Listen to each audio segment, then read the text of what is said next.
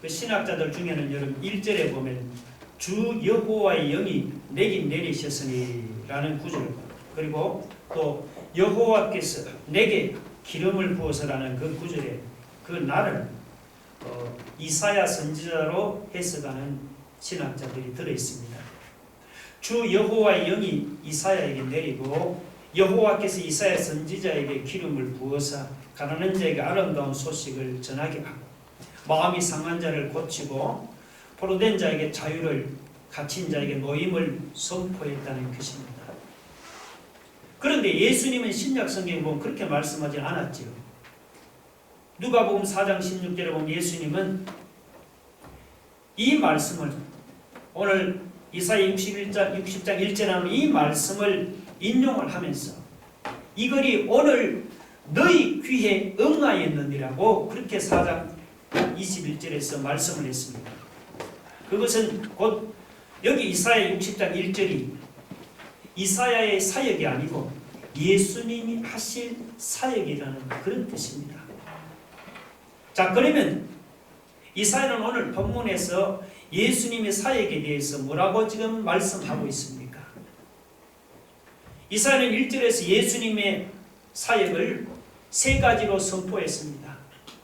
첫째, 예수님은 가난한 자에게 아름다운 소식을 전합니다.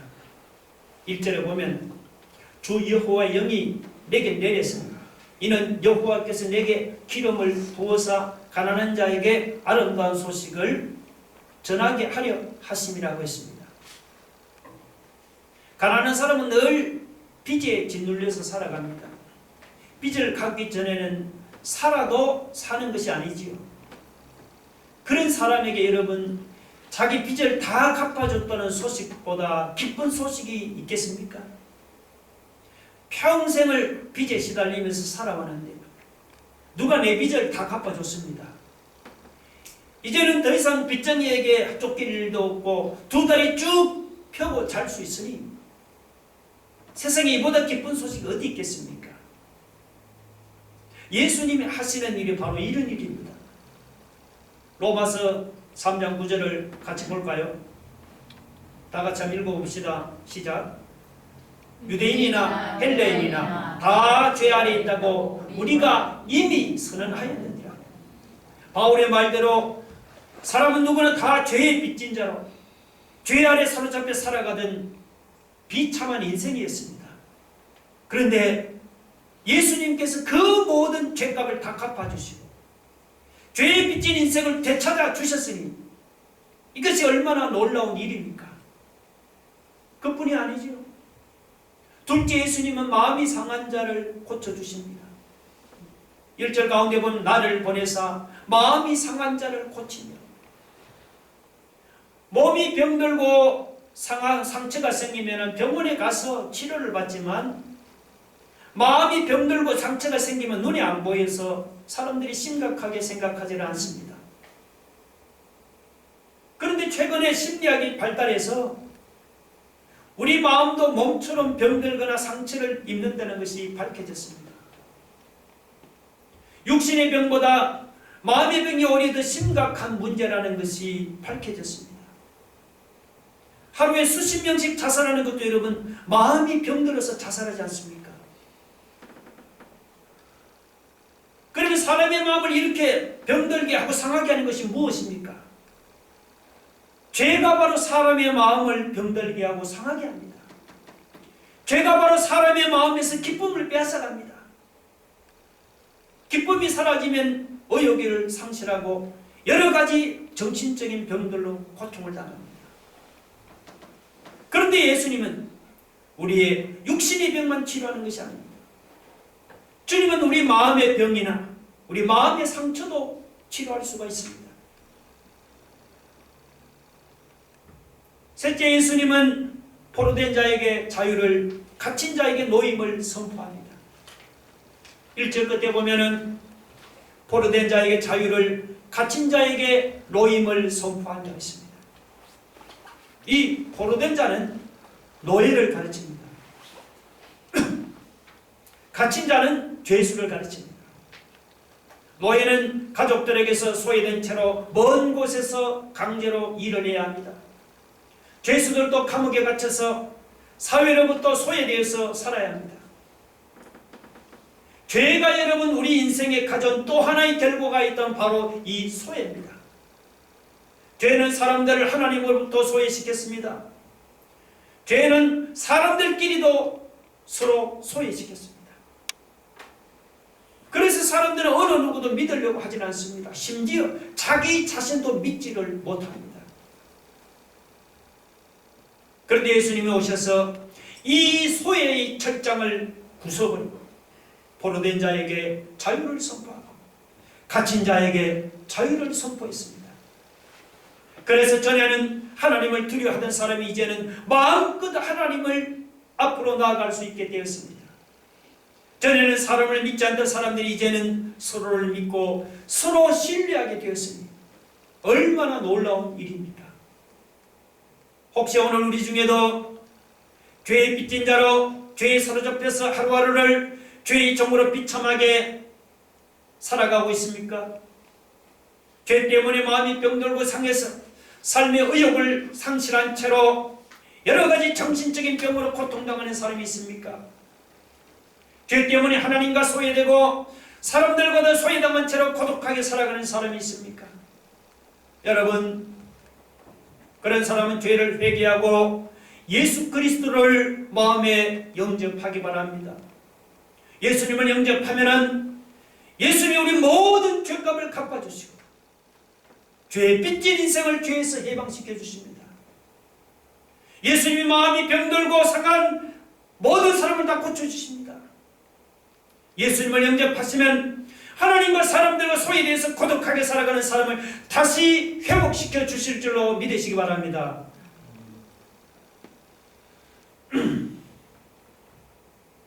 그런데 이사야는 본문에서 예수님의 사역을 선포하면서 놀라운 말씀을 함께 언급을 했습니다. 그것은 바로 여호와의 영이 예수님에게 내렸다는 것과 여호와께서 예수님에게 기름을 부었다는 것입니다.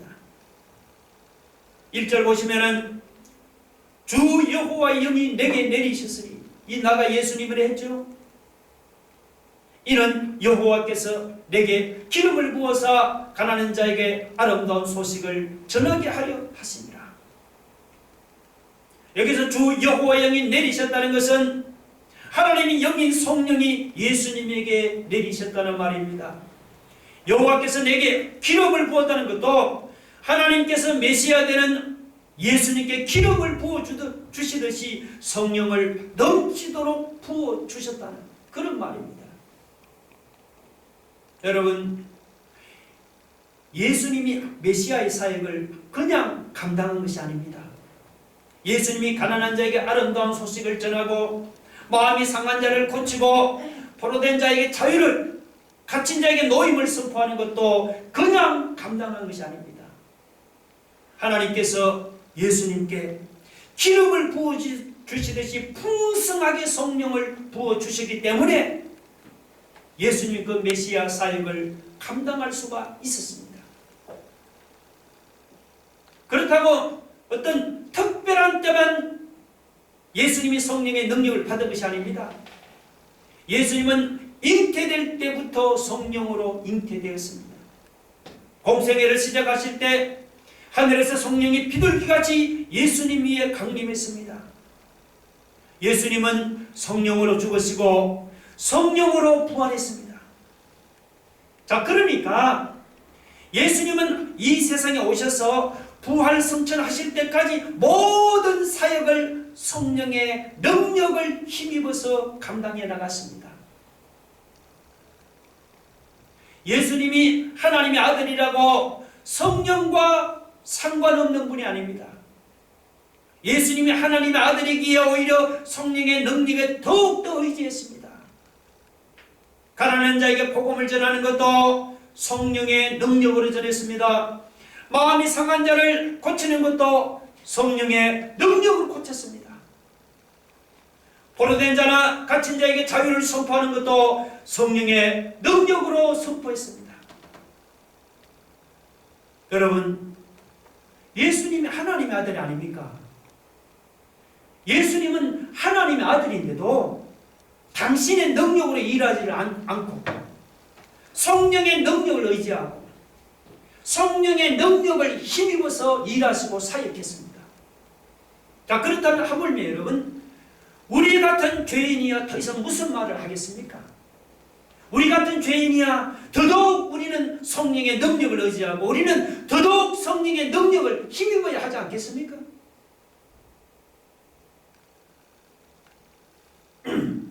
유다 백성들이 바벨론에서 돌아와서 성전을 건축할 때였습니다.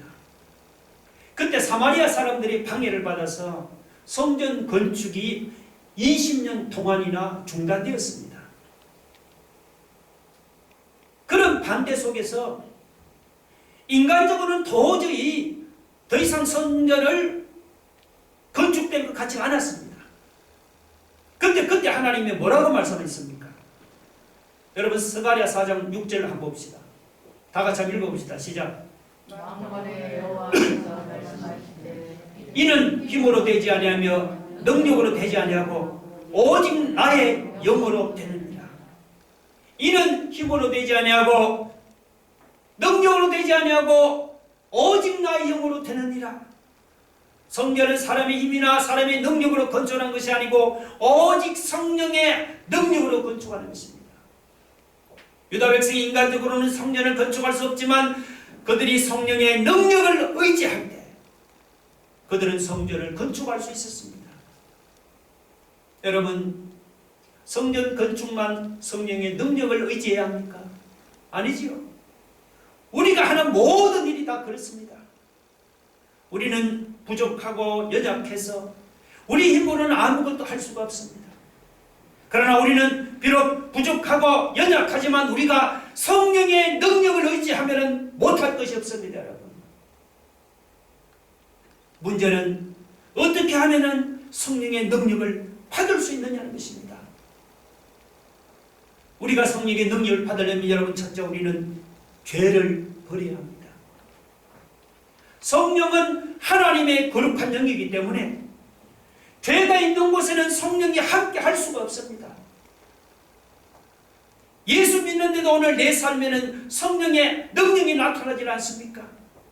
그러면 먼저 자기 자신을 돌아보시고 자기 안에 있는 죄를 버리기를 바랍니다. 우리가 성령의 능력을 받으려면 둘째, 성령 받기를 간절히 사모하고 구해야 합니다. 돈을 사모하고 돈을 달라고 구할 것이 아닙니다. 성령 받기를 간절히 사모하고 구하고 기도해 봅시다. 누가복음 11장 13절에 뭐라고 있습니까? 같이 읽어봅시다. 시작. 너희가 갈지라도 좋은 것을 자식에게 줄 줄 알거든 하물며 너희 하늘 아버지께서 구하는 자에게 성령을 주시지 않겠느냐. 구하는 자에게 성령을 주시지 않겠느냐. 여러분, 성령 받기를 간절히 사모하고 구하면 오늘 예수님 말씀대로 하나님 우리에게도 성령을 주실 줄로 믿으시기 바랍니다. 셋째, 우리가 성령의 능력을 받으려면 우리의 몸과 마음을 하나님께 전적으로 드려야 합니다. 마음만 드리는 게 아니에요. 마음 따로 생활 따로가 아닙니다. 마음을 하나님께 드린다면 우리의 몸까지도, 몸으로 생활하는 우리의 삶 전체를 전적으로 하나님께 드려야 합니다. 우리 몸과 마음을 전적으로 하나님께 드리면 우리도 성령의 능력을 받을 수가 있습니다. 주 여호와의 영이 내게 내리셨으니 여호와께서 내게 기름을 부으사.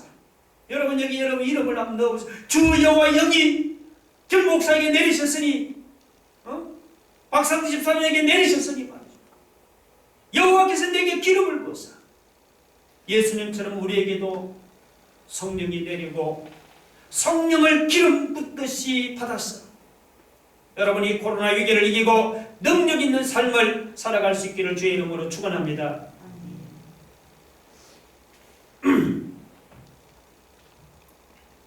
앞에서 메시아의 사역을 언급하던 이사야가 그 다음 4절 이하에서는 유다 백성의 회복에 대해서 언급을 합니다. 여러분 4절 한번 보세요. 그들은 오래 황폐했던 곳을 다시 쌓을 것이며 예부터 무너진 곳을 다시 일으킬 것이며 황폐한 성읍 곧 대대로 무너져 있던 것들을 중수할 것이며. 이 말씀대로 유다 백성들이 바벨론에서 돌아와서는 무너진 예루살렘 성을 다시 쌓았습니다. 그러나 다시 쌓았다고 영원히 무너지지 않은 것은 아닙니다. 그 후에 로마가 침략할 때 다시 쌓은 예루살렘 성도 함께 무너져 버렸습니다. 그러므로 이것은 이 4절 이 말씀은 여러분 이것은 유다 백성의 회복이 아니고 멀리 신약시대 예수님이 오실 때 회복되는 바로 우리 신자의 모습을 언급한 것입니다. 먼저 예수님이 오시면은 사람들의 황폐한 마음이 회복됩니다.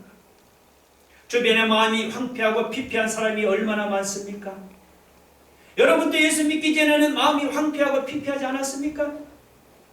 그런데 그런 사람이 주님을 만나서 은혜 속에서 하루하루를 지내다 보면은 나도 모르게 황폐하고 피폐했던 마음이 기름지고 비옥한 마음으로 회복이 됩니다.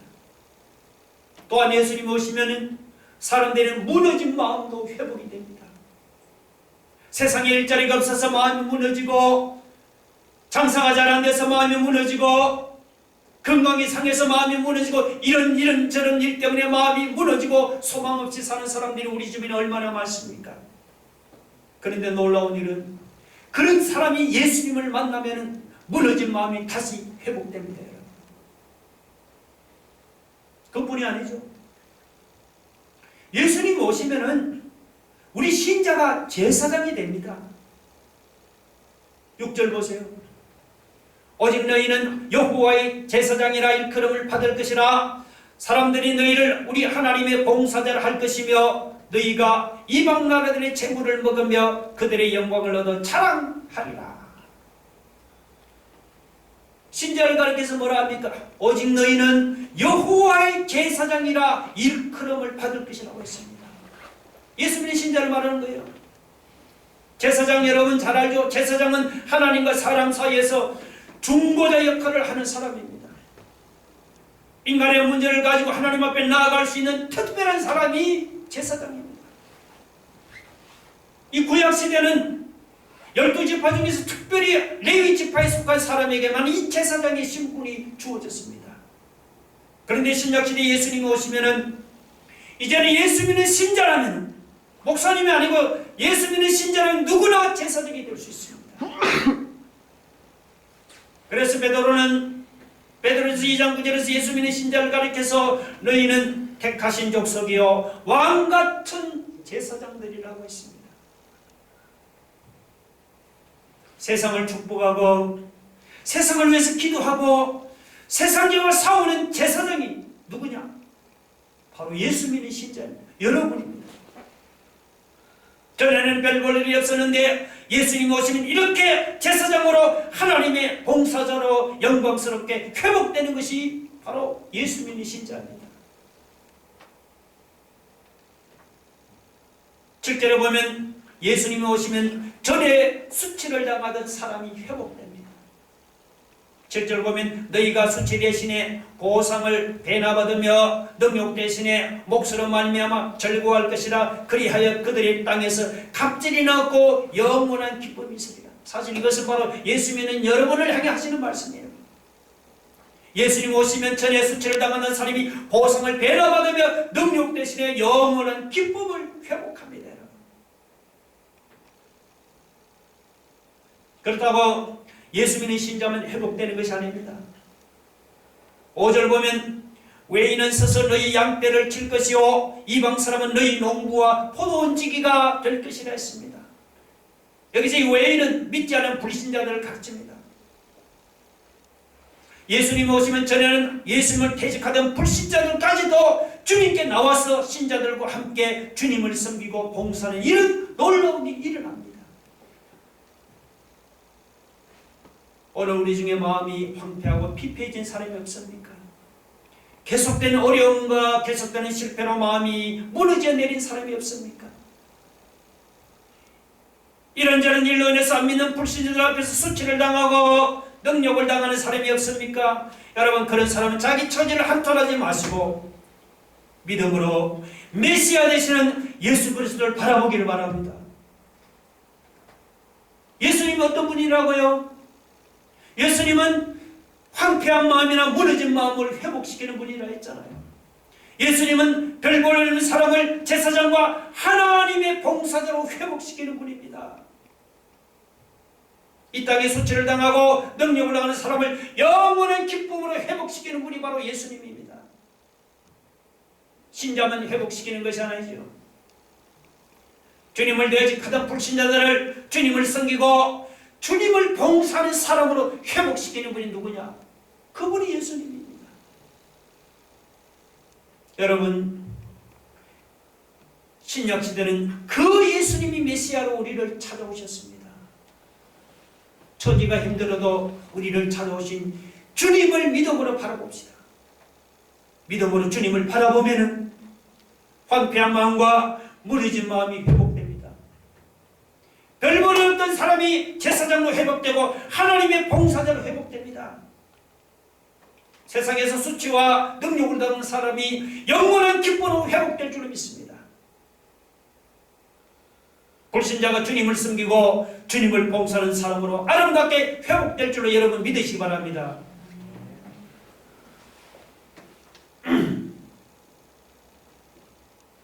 예수님은 어떤 분입니까? 8절에 보면 정의를 사랑하며 불의의 강탈을 미워하십니다. 그래서 어렵게 사는 사람은 예수님이 선으로 갚아주시고 불의하게 사는 사람은 악으로 갚아주십니다. 어려우신 예수님은 사람들과 영원한 언약을 맺으시거나 그 언약에 따라서 사람이 행하는 대로 성실하게 갚아주시는 거입니다. 8절에 보면 성실히 그들에게 갚아주시고 성실하게 갚아주시는 예수님 앞에서 우리가 믿음을 지키면서 어렵게 사는 신자는 어떻게 됩니까? 물론 예수 믿는 신자가 세상에서 믿음을 지키면서 어렵게 산다고 뭐 당장 복을 받고 당장 형통해지는 것은 아닙니다. 세상이 악한 곳이기 때문에 믿음을 지키며 어렵게 살면 당장은 복을 받고 형통해지는 것보다 오히려 화를 당하고 어려움을 당할 때가 더 많습니다. 그러나 여러분, 당장 화를 당하고 당장 어려움을 당한다고 나중에도 화를 당하고 어려움을 당하는 것이 아니단 말이죠. 사람이 믿음을 지키면서 어렵게 살면 당장은 화를 당하지만 나중에는 복을 받아서 형통해집니다. 그렇게 되는 이유가 무엇입니까? 그렇게 되는 이유는 바로 믿음을 지키며 어렵게 사는 신자를 성실하신 주님이 선으로 갚아주시기 때문이죠. 우리 주님은 어떤 분입니까? 성실하게 갚아주시는 분입니다. 예를 들면 유다 백성이 그랬습니다. 유다 백성이 바빌론에 잡혀갔다가 돌아온 후로는 그들이 하나님 앞에서 믿음을 지키면서 어렵게 살아갔습니다. 그렇다고 그들이 당장 복을 받아서 형통해진 것이냐? 그렇지 않습니다. 그들이 하나님 앞에서 믿음을 지키면서 어렵게 살아가는데도 그들은 계속해서 헬라의 침략을 당하고 로마 제국의 침략을 당했습니다. 그런데도 그들이 하나님 앞에서 끝까지 믿음을 지키며 어렵게 살아갔더니 어떤 일이 일어났습니까? 헬라의 침략, 로마 제국의 침략을 당해서 나라가 완전히 망해버렸습니까? 그렇지 않습니다. 그런데 나중에는 그들 중에서 하나님의 아들인 예수 그리스도가 탄생했습니다. 세상의 많은 민족들 중에서 하나님의 아들을 배출시켰습니다. 그보다 복을 받은 민족이 어디 있습니까? 여러분 9절 한번 보세요. 그들의 자손을 문나라 가운데 믿음을 지키는 성도를 가르치는 말이죠. 그들의 후손을 만민 가운데 알리리니 무릇 이를 보는 자가 그들을 여호와께 복받은 자손이라 인정하리라고 했습니다. 지금 유대인이라고 하면은 예수님을 배출한 민족으로 하나님께 복을 받은 자손이라고 세상 문나라들이 인정하고 부러워하고 있잖아요. 유다 백성들이 당장 화를 당해도 그들이 하나님 앞에서 믿음을 지키며 옳게 살았더니 성실하신 예수님 이렇게 선으로 갚아주시고 축복으로 갚아주신 것입니다. 여러분 그 사실 믿으십니까? 네. 그럼 우리가 당장 화를 당하고 당장 어려움을 당한다. 여러분 믿음을 포기하지 마세요. 당장 화를 당하고 어려움을 당해 낙심하지 말고 포기하지 말고 선을 행하면서 믿음으로 살아가기를 바랍니다. 갈라디아서 6장 9절 한번 읽어봅시다. 다같이 시작. 우리가 선을 행하되 낙심하지 말지니 포기하지 아니하면 때가 이름에 거두리라. 우리가 포기하지 않으면 때가 이르면 뭐라고요? 반드시 거두게 됩니다. 그렇게 되는 이유가 무엇입니까? 우리가 잘나서 거두게 됩니까? 우리가 능력이 있어서 복을 받고 형통하게 됩니까? 천만에. 아까 8절 말씀을 다시 한번 읽어봅시다. 8절 시작. 물어나 여호와는 정의를 사랑하며 불의의 강탈을 미워하며 성실히 그들에게 갚아주고 있습니다. 성실히 그들에게 갚아주고. 여러분 정의를 사랑하며 불의와 강탈을 미워하는 성실하신 주님이 우리에게 선으로 갚아주시기 때문에 우리가 복을 받고 형통하게 되는 것입니다. 해답은 그러니까 우리에게 있는 것이 아니고 누구에게요? 성실하신 주님께 있는 것입니다. 저는 이 말씀 묵상하다 문득 지금 우리가 처한 현실을 생각해 보았습니다. 이 코로나가 1년 넘도록 계속되다 보니까 사람들이 형편이 많이 아니죠.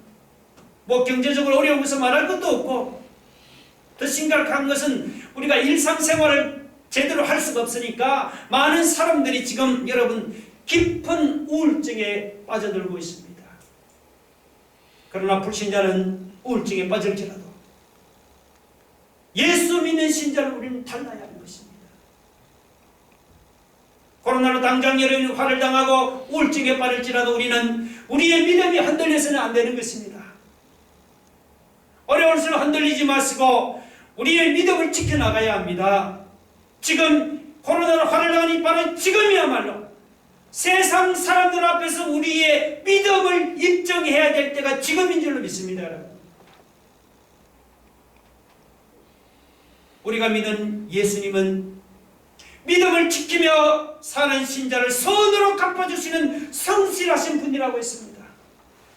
여러분 그 사실 믿습니까?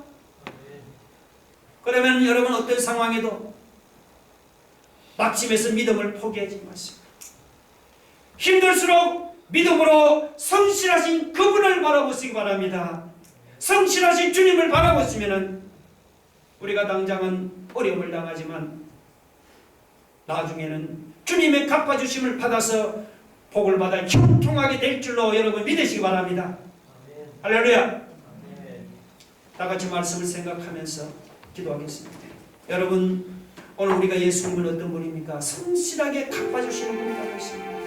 예수님은 신자를 회복시키는 분이라 했습니다. 지금이야말로 우리가 믿음으로 주님을 바라보아야 할 때입니다. 주님 우리가 믿음으로 주님을 바라보면 지금은 당장은 힘들고 나중에는 갚아주시는 성실하신 주님으로 인해서 우리가 복을 받아 형통하게 되는 것입니다. 여러분 믿음으로 주님을 바라보시면 황폐하고 무너진 마음이 회복되고 수치와 능력을 당하는 사람이 영원한 기쁨으로 다시 회복이 됩니다.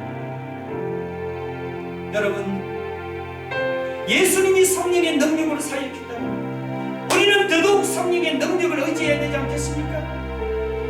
여러분 성령 받기를 원하시면 죄를 버리시기 바랍니다. 성령 받기를 사모하고 구하기를 바랍니다. 지금이야말로 구할 때입니다. 우리의 몸과 마음을 하나님께 전적으로 드려보세요.